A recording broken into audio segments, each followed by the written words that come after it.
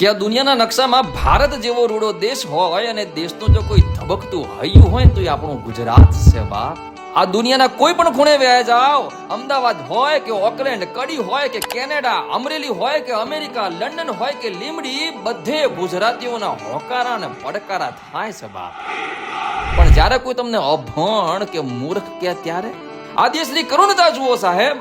પેલું કોંગ્રેસનો ખદડો નેતા ખડગે 6.5 કરોડ ગુજરાતીઓને અભણ કહે છે, તો 6.5 કરોડ હાવજની ત્રાળ સાંભળી લેજે અને સાંભળવી પડશે કે ગુજરાત ના હોત તો ભોજનમાં મીઠું ન હોત, ગુજરાત ન હોત તો ગાંધી ન હોત, ગુજરાત ન હોત તો સરદાર ન હોત, ગુજરાત ન હોત તો નરસિંહ ન હોત, ગુજરાત ન હોત તો અંબાણી, ટાટા ને અદાણીયા ન હોત, ગુજરાત ન હોત તો પોલિશ ડાયમંડ ન હોત, ગુજરાત ન હોત તો હાવજ ન હોત, ગુજરાત ન હોત તો અમારા મોદી સાહેબ ન હોત, અને ગુજરાત ન હોત તો અમારા ઠાકરની દ્વારકાએ ન હોત.